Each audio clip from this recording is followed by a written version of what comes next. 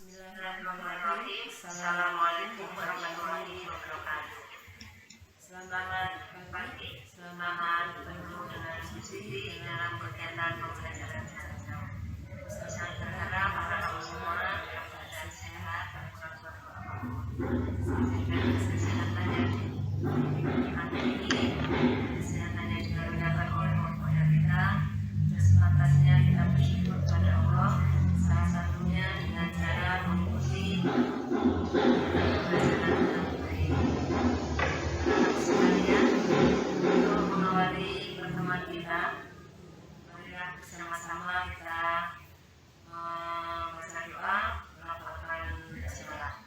Bismillahirrahmanirrahim. Terima kasih. Semoga dengan doa kita Allah meridhai niat kita, Allah meridhai langkah kita, Allah meridhai usaha kita dalam rangka menuntut ilmu. Dan Ibu sangat berharap semoga anak selalu diberi kemudahan pelajaran. Anak-anak sekalian, pada kesempatan ini Ibu akan menyampaikan pembahasan seperti janji Ibu kemarin. Jadi kemarin Ibu sudah memberi tugas kepada kalian untuk mempelajari materi tentang zakat yang meliputi zakat mal dan zakat fitrah. Dan pada kesempatan ini kita akan menyampaikan pembahasan.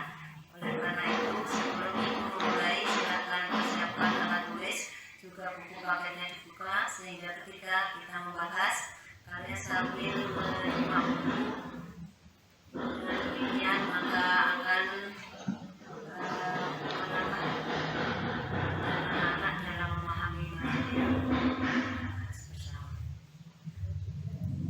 Dan perlu disampaikan, untuk hari ini kalian nanti silakan mengisi presentasi setelah kegiatan pembelajaran selesai.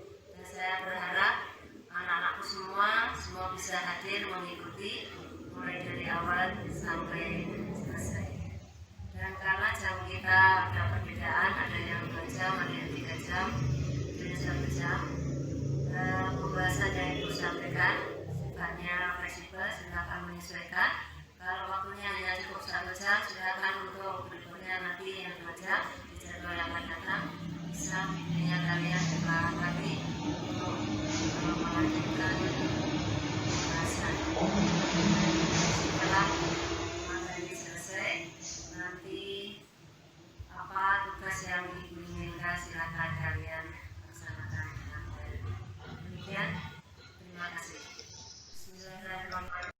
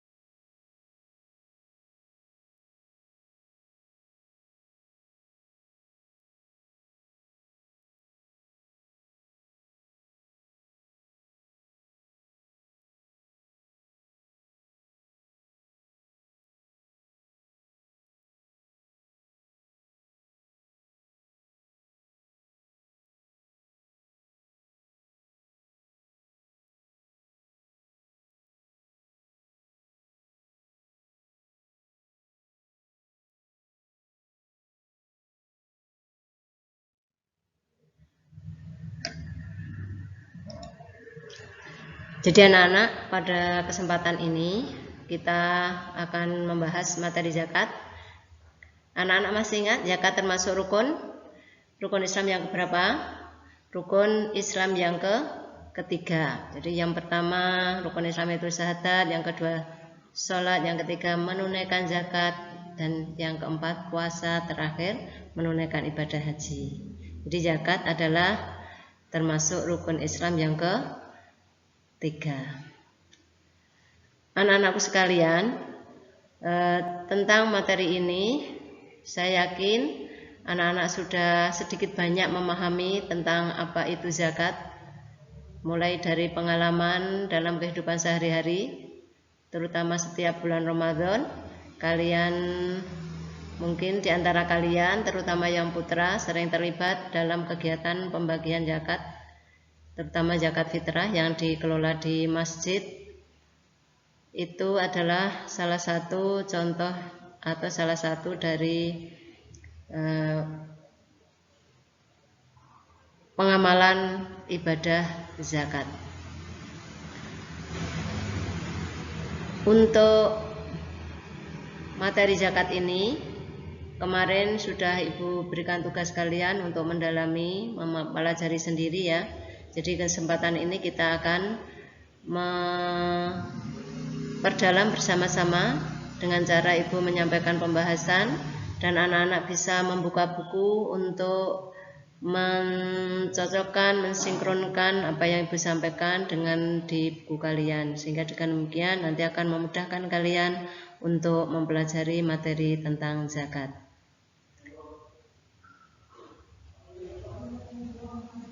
Dari materi zakat ini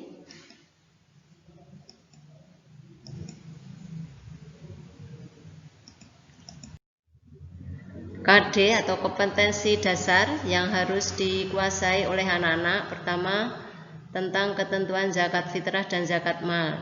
Ini meliputi pengertian zakat fitrah, pengertian zakat mal, kemudian dalil, syarat rukun zakat, syarat untuk orang yang berzakat, syarat untuk harta yang dizakatkan, kemudian rukun zakat itu. Ada syarat untuk zakat fitrah, zakat mal, kemudian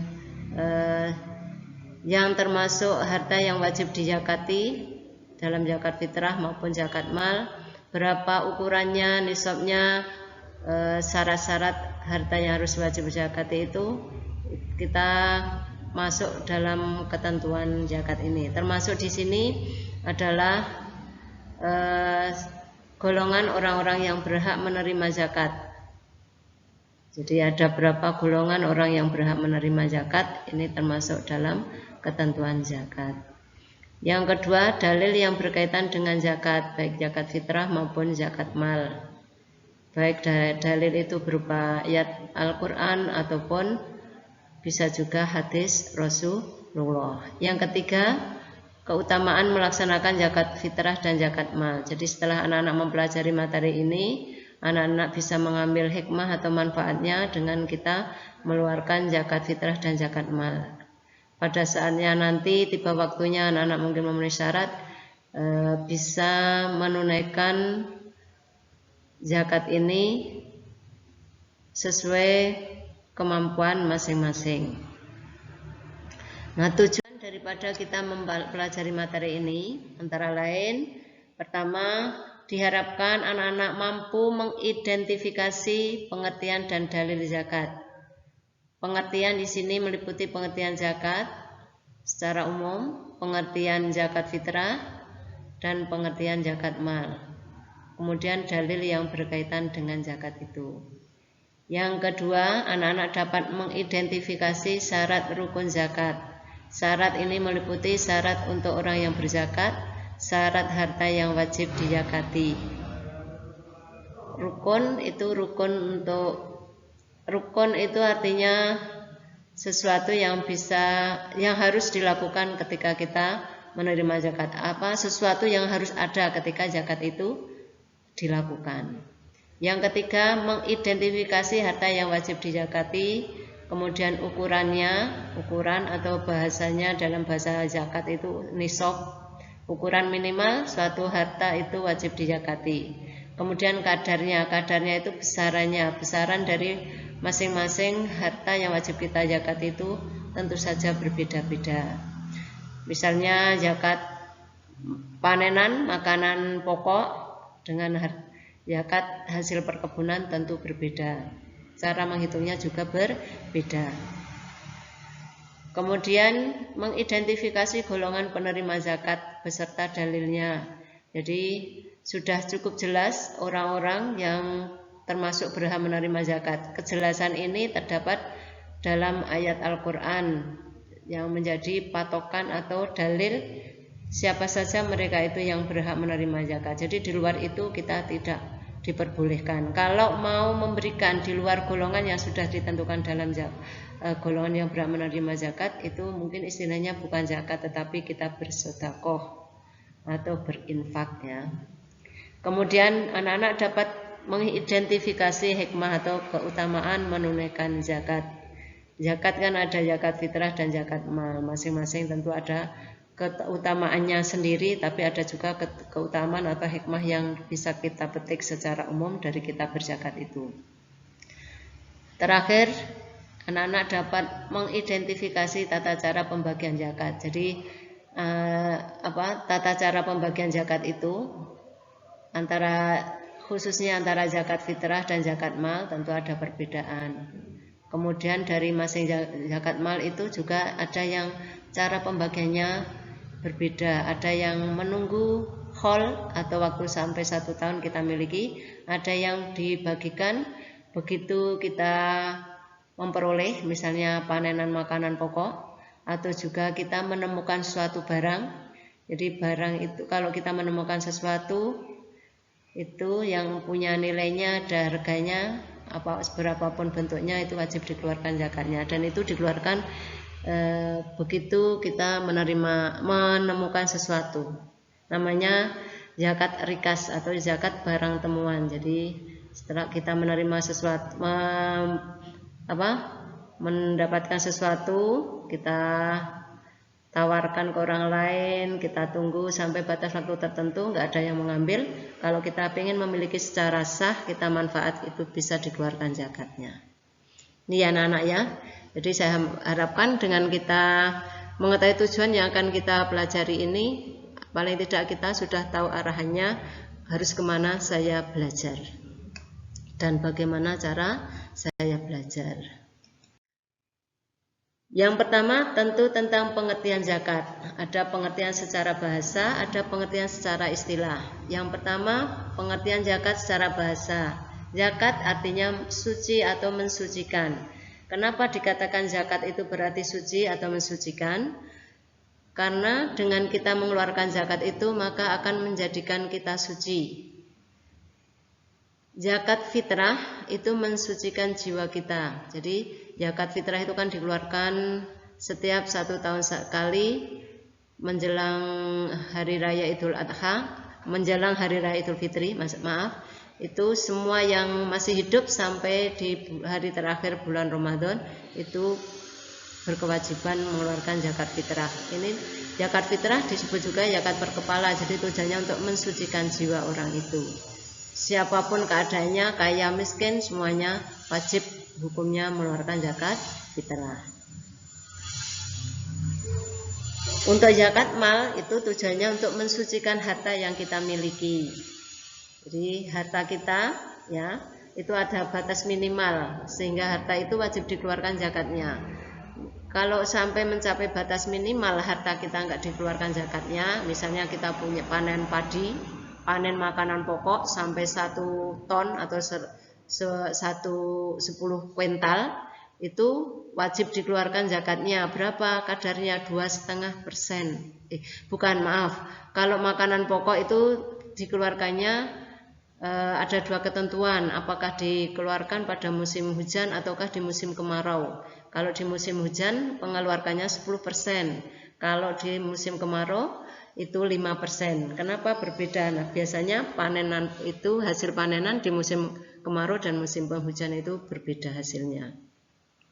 Jadi misalnya di musim kemarau kita punya panenan padi, karena makanan kita pokok padi, saya contohkan padi saja, sampai mencapai hasil bersih 1 ton atau 100 atau 10 kuintal atau 1000 kilogram, maka itu karena di musim hujan panennya wajib dikeluarkan 10%. 10% dari 10 kuintal itu berapa? 100 kg atau 1 kuintal. 10 kuintal yang kita miliki kalau enggak dikeluarkan yang 1 kuintal, maka semua harta kita itu enggak akan bersih atau tidak suci. Karena ada titipan Allah yang belum kita keluarkan. Jadi yang 10% itu adalah titipan Allah untuk diberikan kepada orang-orang yang berhak menerima. Jadi kita enggak boleh ada istilah ini saya yang susah payah, saya yang usaha, maka enggak bisa kita keluarkan. Jangan seperti itu ya, karena artinya kita melanggar larangan Allah. Jadi harta kita akan suci, kita nikmati apabila kita keluarkan zakatnya. Bisa dipahami ya anak-anak ya? Nah, semoga paham.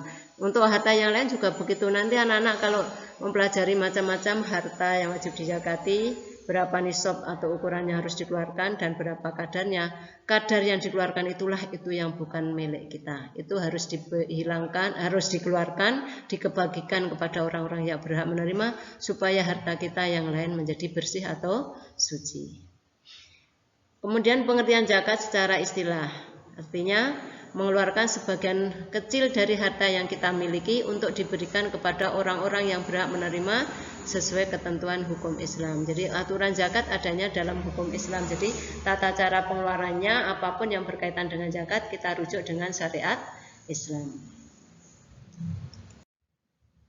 Nah, zakat itu dibagi menjadi 2, ada zakat fitrah dan juga zakat mal.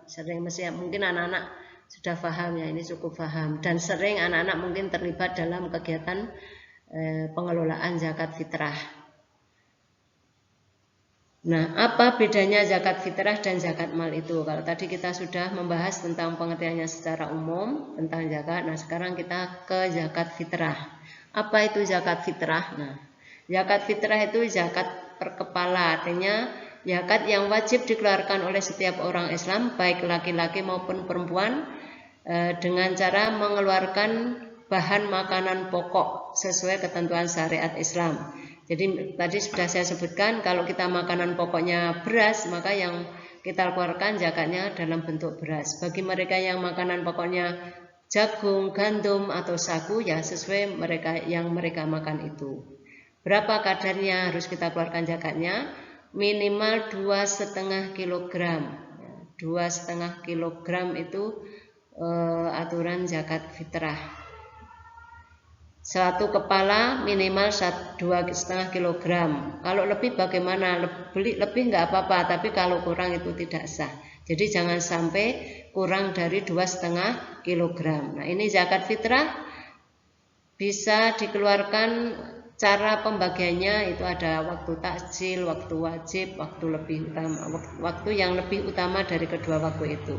Waktu takjil itu kita mengeluarkan zakat sejak awal Ramadan sampai hari terakhir sebelum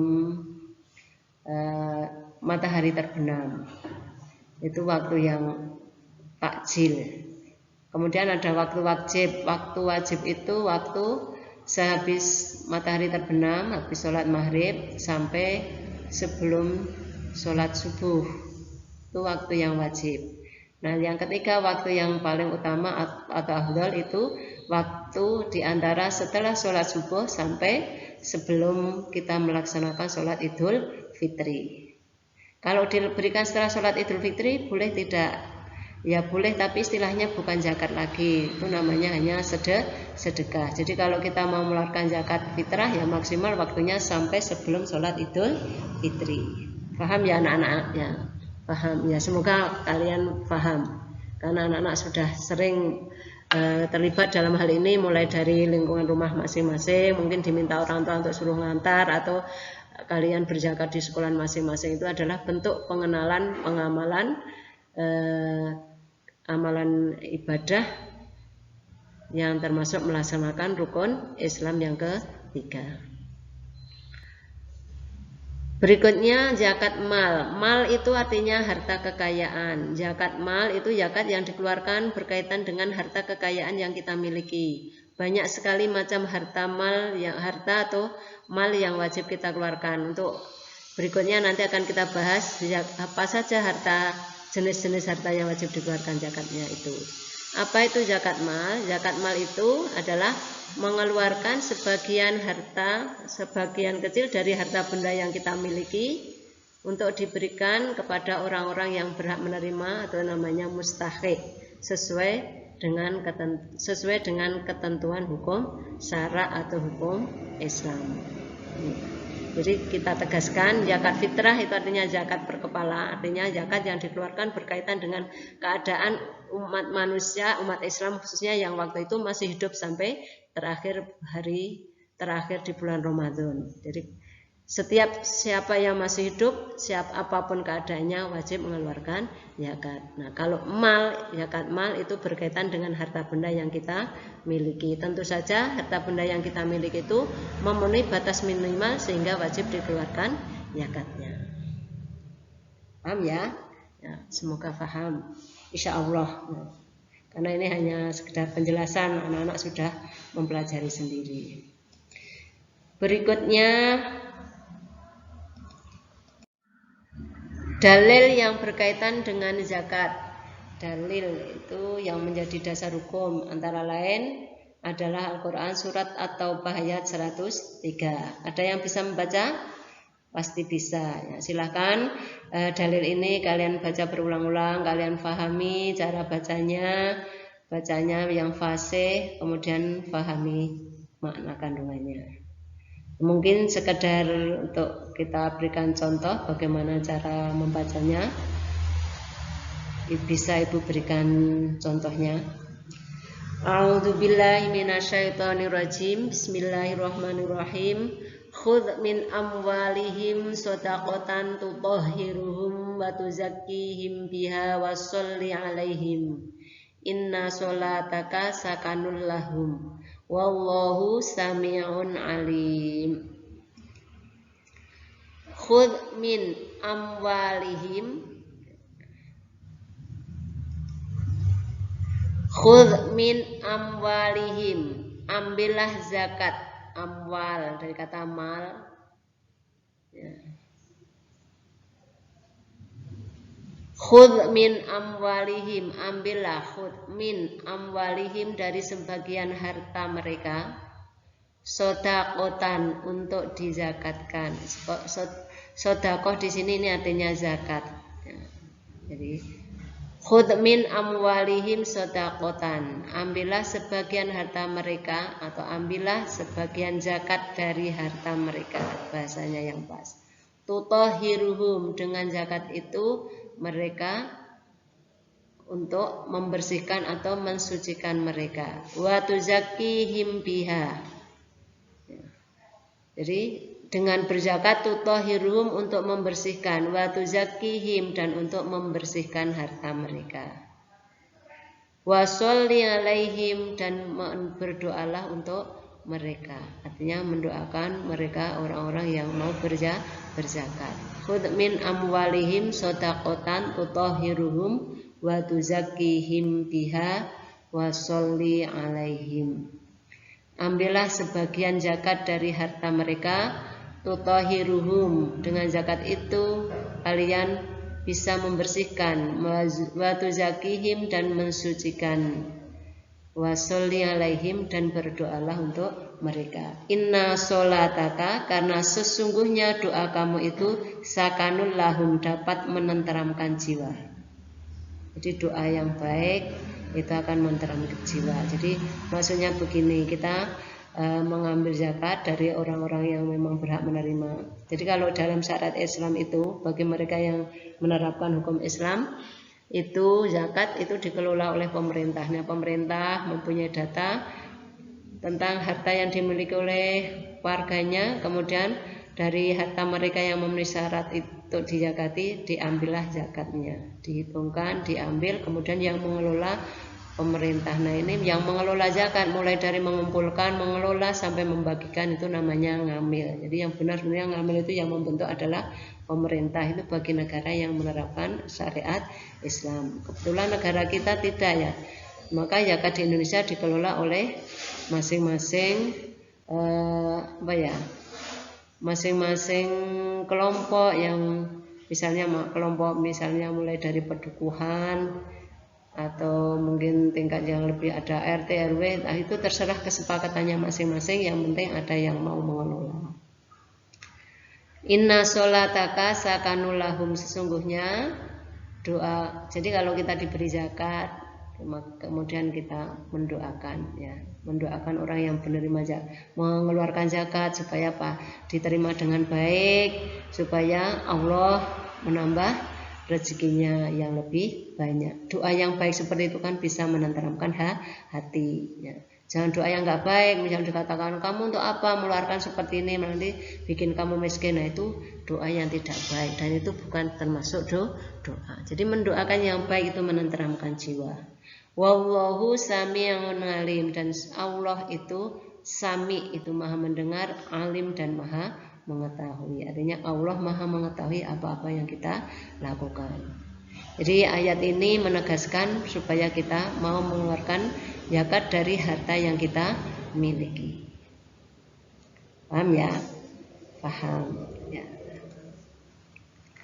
Berikutnya rukun zakat. Rukun zakat. Rukun itu artinya sesuatu yang harus ada ketika kita mau berzakat. Kalau salah satunya enggak ada, maka ini enggak sah. Apa saja yang termasuk rukun zakat? Pertama, ada orang yang berzakat. Yang dinamakan zakat mesti ada orang yang berzakat. Kalau mau berzakat orang yang enggak ada, berarti ya enggak jadi zakat. Orang yang berzakat itu namanya muzaki. Kalau ada orang yang berzakat, maka yang kedua harus ada orang yang menerima zakat. Namanya mustahiq. Nah, golongan orang yang menerima zakat ini sudah ditegaskan dalam Al-Quran surat At-Taubah ayat 60, siapa saja mereka yang berhak menerima zakat. Dan muzaki harus menyalurkan kepada mereka yang sudah ditegaskan dalam Al-Quran itu. Kemudian ada harta yang akan kita keluarkan zakatnya. Oh, saya mau zakat makanan pokok, panenan, ya jelas panenannya aja. Oh, saya mau mengeluarkan zakat dari emas yang saya miliki, dari perak yang kita miliki, atau saya mengeluarkan zakat dari hewan yang saya miliki, ya hewannya harus ada, barangnya itu jelas ada. Jangan mau kita mengucapkan saya mau berzakat, mana barangnya, belum, tidak bisa. Dan untuk harta yang wajib kita keluarkan zakatnya itu ada syarat-syarat nanti yang harus kita penuhi. Kemudian niat dalam hati ingin mengeluarkan zakat. Jadi niat itu harus kita niat pengen berzakat. Pertama, jadi orang yang mau berzakat sudah niat. Ada muzaki berniat mengeluarkan zakat, mempunyai harta yang wajib dizakati, kemudian ada orang yang berhak menerima zakat. Kalau bisa ini ditambah, yang termasuk rukun itu ada ijab qabul. Jadi ketika kita berzakat harus ada kata menyerahkan dan kata menerima. Ijab itu artinya ucapan dari orang yang menyerahkan zakat. Nah, qabul itu orang yang menjawab menerima zakat. Misalnya saya datang ke seseorang, namanya anggap saja A. Saya datang bahwa saya ke sini mau memberikan zakat fitrah dari saya atas nama saya sendiri sebesar berapa kilogram, atau karena saya orang tua, saya mengeluarkan zakat untuk atas nama anak saya si fulan, si siapa tuh. Jadi harus jelas. Nah, nanti orang yang menerima juga saya terima zakatnya atas nama ini, seperti itu. Kemudian yang menerima itu sebaiknya mendoakan. Itu jelas ya. Nah, selanjutnya syarat-syarat orang yang mau berzakat. Kita tahu bahwa zakat itu merupakan salah satu syariat Islam. Jadi pertama orang yang harus mengeluarkan zakat syaratnya mereka orang yang beragama Islam. Bagi mereka yang tidak, ya tentu punya aturan sendiri. Kalau kita ya namanya berzakat. Zakat itu sedekah yang wajib. Nah, berapa besarannya, ketentuannya semua cukup jelas, itu namanya zakat. Yang kedua, dalam keadaan merdeka, jadi bukan hamba sahaya. Bagi mereka yang mau mengeluarkan zakat mal itu statusnya merdeka. Merdeka dalam arti tidak berstatus sebagai hamba sahaya. Memang kalau di Indonesia hamba sahaya tidak ada. Hamba sahaya itu disebut juga budak belian, artinya budak yang bisa diperjualbelikan antara majikan satu dengan majikan yang lainnya. Ini tentu adanya dulu di daerah Arab itu biasanya dari akibat dari adanya peperangan, yang kalah itu biasanya menjadi hamba sahaya. Mau dia kemerdekaannya tergantung majikan, jadi dia nggak bebas. Jangankan berzakat, salat saja tidak wajib bagi mereka yang berstatus sebagai hamba sahaya. Bisa tidak lepas dari statusnya sebagai hamba sahaya? Ya bisa, dengan cara ditebus. Tebusannya sesuai permintaan majikan. Seperti Bilal itu seorang budak, seorang budak yang disiksa oleh majikannya karena memeluk Islam, kemudian dibebaskan oleh Rasulullah sesuai permintaan majikan dari Bilal. Kemudian Bilal itu diberi tugas oleh Rasulullah untuk memandangkan adzan setiap tiba waktu sholat. Maka biasa disebut orang yang adzan itu kadang dinamakan Bilal. Nah, itu sebenarnya mengambil iktibar dari sejarah seperti itu. Maaf agak melenceng sedikit. Kemudian yang ketiga, mempunyai kelebihan harta dari keperluan makanan. Artinya kelebihan di sini harta kita karena lebih sampai memenuhi takaran wajib dikeluarkan zakatnya. Oh, kita panen sampai mencapai minimal bersih 750 kg. Oh, kita mempunyai hewan sampai misalnya kambing 120 ekor minimal. Oh, kita memelihara sapi kerbau sampai mencapai minimal 40 ekor. Nah, seperti itu berarti harta kita yang seperti itu memenuhi syarat untuk dikeluarkan zakatnya. Yang ketiga, kita memiliki harta yang kita miliki itu milik sempurna. Artinya milik kita, bukan titipan, bukan juga utangan. Jadi memang milik kita sendiri dan itu sudah memenuhi kadar yang wajib dikeluarkan zakatnya. Bukan titipan, misalnya kita dititipi apa dizakati nggak sah. Harta yang bukan merupakan harta kita tidak wajib kita zakati. Dan itu harus kita jaga karena itu amanah. Kemudian harta yang kita keluarkan mencapai nisab. Nisab itu artinya batas minimal atau ukuran paling kecil. Harta itu wajib dikeluarkan zakatnya. Atau contohnya makanan pokok minimal 750 kg hasil bersih. Kalau hasil perkebunan itu dihitung dengan standar emas. Kalau emas itu emas yang murni 86 gram. Kalau emas yang misalnya karatnya tidak murni hanya 22 karat atau berapa itu 93,6 gram. Kemudian harta yang kita miliki mencapai 1 tahun atau sudah mencapai khol. Khol itu 1 tahun kita miliki.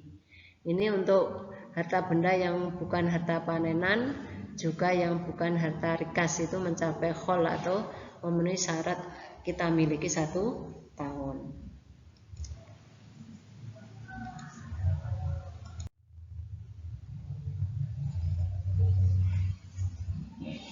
Tadi disebutkan zakat itu kan ada 2 macam, ada zakat fitrah dan zakat mal. Nah, sekarang untuk zakat fitrah, bentuk dan ukurannya. Zakat fitrah itu bentuknya adalah makanan pokok. Ada beras, jagung, gandum, ada sagu, mungkin yang gaplek. Nah, seperti itu adalah makanan pokok. Itu sesuai daerahnya masing-masing. Nah, kalau kita kebetulan makanannya beras, ya kita yang kita keluarkan beras, ya, jangan yang lainnya, nanti nggak diterima oleh orang lain. Jadi yang sama-sama beras kita makan, yang kita keluarkan beras. Ukurannya berapa? Ukurannya itu 1 sok. 1 sok itu sama dengan 4 emut. 4 emut itu 4 genggaman kedua telapak tangan orang dewasa. Jadi kalau ya ditimbang itu sampai mencapai ukuran 2,5 kilogram, itu zakat fitrah minimal. Jadi kalau misalnya dikeluarkan 3 kilogram sampai 5 atau berapa saja boleh, yang penting 2,5 kilogram, jangan kurang dari itu. Kalau kurang ya tidak sah. Justru daripada, makanya saya sering menekankan ke anak-anak kalau mau berzakat di sekolah harus ditimbang dengan timbangan yang benar, jangan beli bungkusan. Sekarang banyak menyediakan zakat fitrah itu 1 bungkus 2,5 kilogram. Terus terang Bu Siti agak meragukan karena ada penjual yang etiketnya baik, ada yang tidak. Jadi ada yang mengurangi, ada yang tidak. Oleh karena itu ya kalau berzakat sebaiknya ditimbang sendiri, ditakar sendiri. Jangan mempercayakan orang lain, kecuali orang itu amanah. Amanah itu artinya bisa dipercaya.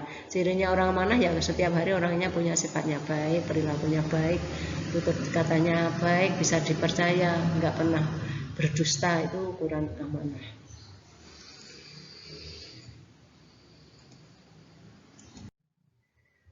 Nah, sekarang zakat, syarat zakat untuk zakat mal. Syarat zakat mal. Syarat zakat mal itu sebenarnya tidak ada perbedaan ya, hampir tidak ada perbedaan syarat untuk zakat fitrah dan zakat mal.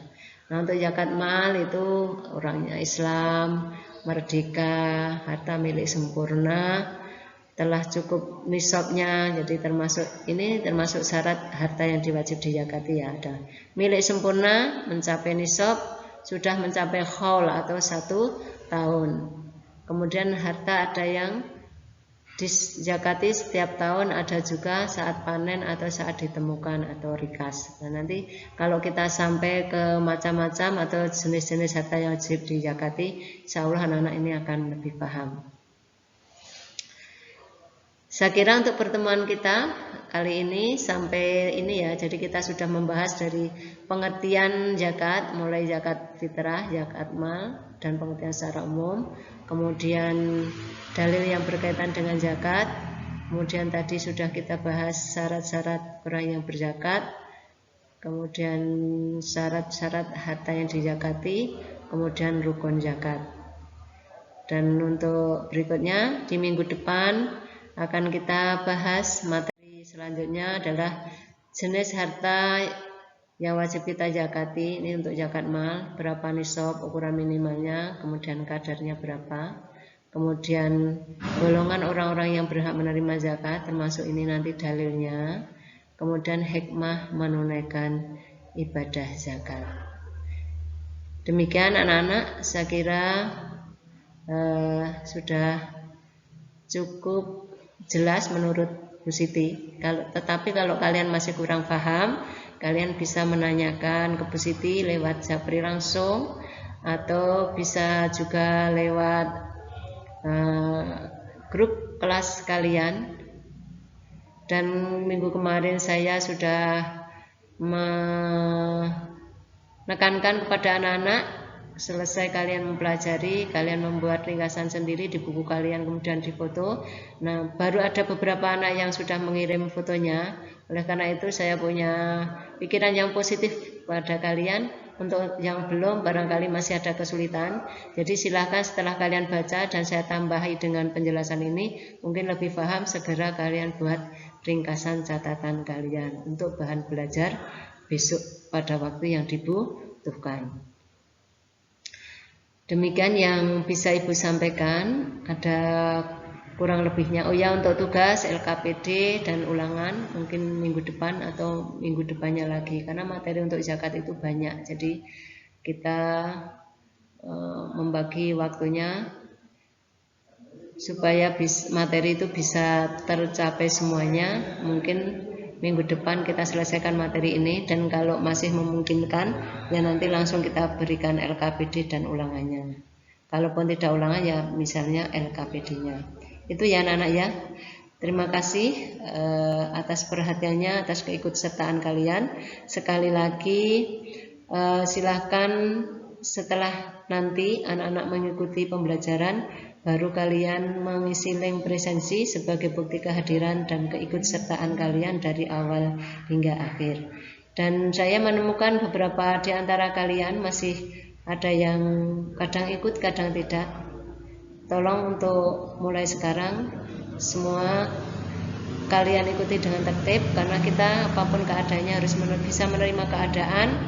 Ini adalah satu-satunya jalan agar anak-anak lebih maju dengan kondisi pandemi, tetapi kita tetap bisa belajar, melaksanakan perintah agama, menuntut ilmu. Sekali lagi, apabila apa yang Ibu sampaikan banyak kekurangannya, Ibu mohon maaf yang sebesar-besarnya. Kita akhiri, wallahul muwaffiq ila aqwamit thoriq. Wassalamualaikum warahmatullahi wabarakatuh.